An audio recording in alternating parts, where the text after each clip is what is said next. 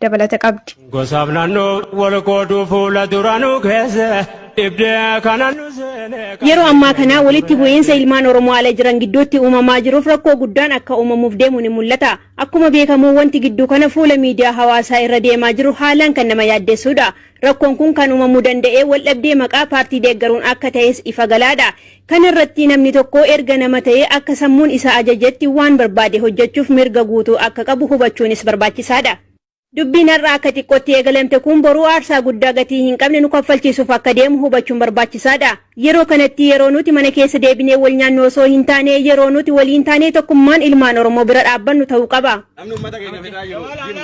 Namoonni jeequmsi kun akka babal'atu barbaadaa jiran kun namni paartii badhaadhinaa deeggaru kamuu reebamuu fi ajjeefamuu akka qabu dantaa sabaa dhiisanii dantaa gandaatiif walii ijaaranii hojjechaa akka jiran beekamee jira. Dirqama Abiyyii dhiisii Jawaar deeggari namni jedhu nama Oromoof bu'aa tokko hin buusne ta'uun wal nama hin gaafachiisu.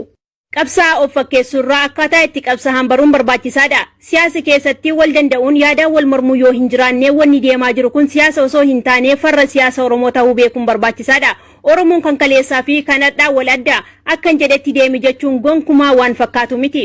Gochi fokkataan akkasii osoo hin babal'atin qeeroon Oromoo namoota waan akkasii gochuuf wal ijaaraa jiran irratti tarkaanfii fudhachuun barbaachisaadha. Kana ta'uu baannaan wanti nuti akka qoosaatti ilaalaa jirru kun bor bakka guddaa ga'uuf akka deemu hubachuun barbaachisaadha. Warri kunneen biyya alaa irraa hanga biyya keessaatti Oromoo wal irratti kaasuuf deemaa jiru. Kana malee miira keessa nama galchuun akka namni gandaaf dhaabbatu shoora guddaa taphataa jiru. Ijoollee ofii fi maatii ishee jijjiiruuf biyyaa baatee kan waa'ee siyaasaa akka itti ibsan hin beekne tumanii fuula miidiyaa hawaasaa irratti dabarsuun diina ofitti kolfisiisuun alatti waan bu'aa hin qabneef gocha kanarraa of eeggannoon adeemuun barbaachisaadha. Amma duras guyyaa gooticha Oromoo artist Haacaaluu Hundeessaa wareegamu biyya Kaayiroo keessatti ilma Oromoo obbo Naymar Fuwaad jedhamu akkuma nama kamuu gadda itti dhagahame ibsachuuf wayita ba'utti ati Dr. Abiyyi deeggarta jechuun reebicha hamaatu irratti raawwatame. Kana malee guyyaa dheengaddaa Saawud Arabiyaa Dammaam keessatti sababa paartiif jecha namni dhalataa Jimmaa ta'e tokko itti marfamuun qabanii tumanitti bakka biraattis waan hedduutu uumame. Saawud Arabiyaa Makkatti namni dhalataa Jimmaa ta'e tokko viidiyoo sana erga argeen booda anis nama Arsii ta'e tokko bira hin darbu jechuun sheeka masgiida salaachisu tokko ajjeesuuf albee fudhatee yeroo ka'utti hiriyoottan isaa qabanii akka deebisan gibee miidiyaa neetwoorkiitti himanii jiru. Wanti akkasii kanaan dura diinaaf hammam akka nu jilbeenfachiise yaadachuun gaariidha. Kanaan dura akka baramee Oromoo lagaan qoqqooduun siyaasa isaanii daldalataa akka turan hundi keenya kan yaadannudha.